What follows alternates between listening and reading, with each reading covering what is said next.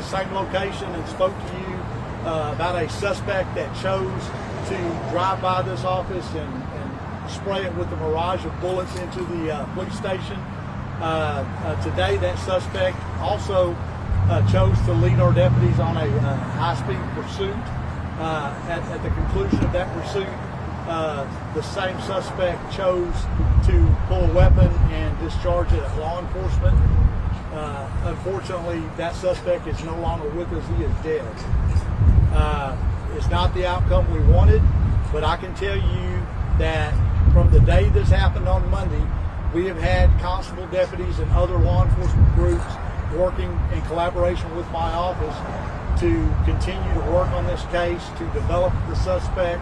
I will say today we got a tip from a local news outlet, Channel 2, and Channel 2 gave us some information that helped in this case tremendously. And again, it's not the resolution we wanted, but you know, that's kind of where we're at. And I'll open it up for any questions. How were you guys able to, you know, the tip helped, how were you able to locate him? Well, we had an idea just through our investigation, through video surveillance and deputies working around the clock of who the suspect was. And today the tip we received from Channel 2 helped kind of narrow in as to his location and what area he would be in. And you know, luckily one of our patrol units in South Houston spotted the vehicle, initiated a traffic stop, and he chose to flee from deputies. Was there anybody else in the car with him? Was there anybody else hurt during this pursuit? To my knowledge, there was no one else in his vehicle.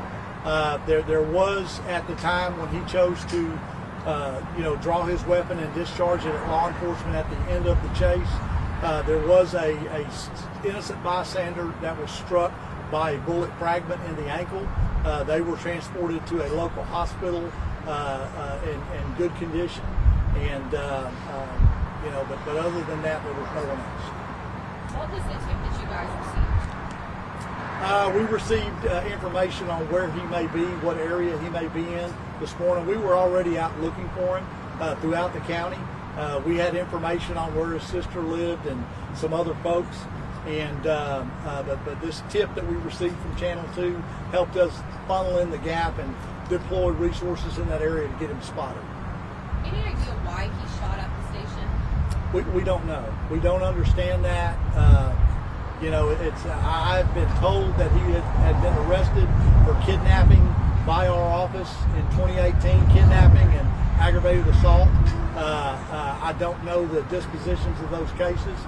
I know that he has an extensive criminal background, but why he chose to come here and you know, attack law enforcement, we don't know. We don't know. What about his name? When you guys plan to release his name? Yeah, we do have his name, but we're going to hold off on releasing the name. We'll allow our medical examiner to do that. And I do want to just say, you know, we appreciate all the law enforcement help throughout this whole ordeal from the other 7 constables in Harris County. They all attributed to helping us work this case, along with the Houston Police Department and the Harris County Sheriff's Office. I can tell you I was on the phone with Chief Benner right after this, and he and his people have been there for us every step of the way. We can't say enough about the Houston Police Department, but very appreciative to their help. Forgive me if you said this already, but were you guys actually in pursuit of him as well, or was it just HPD? No, our officers were in South Houston when they spotted his vehicle, tried to initiate a traffic stop, and the pursuit started. And during that chase, we were coordinating with the Houston Police Department. Their SWAT folks were done on standby because we knew that just from his actions in the past and actions here that day, that this could have a not really a good outcome. And so SWAT, toward the end of the chase, coming up and being with our guys was instrumental in hopefully not getting any other citizens or law enforcement injured. But you know, we did not, you know, want him to choose for it to end this way. But you know, when you come out with a weapon and you're shooting at police, you know, we've got to protect ourselves. There was no time for a negotiator or anything like that. Say that again? Was there any time for a negotiator? Yeah, I don't know. I mean, I don't want to go into that. I mean, I know there was some dialogue between law enforcement and him during this investigation. I don't know exactly what that is. And, so there we are. Any other questions?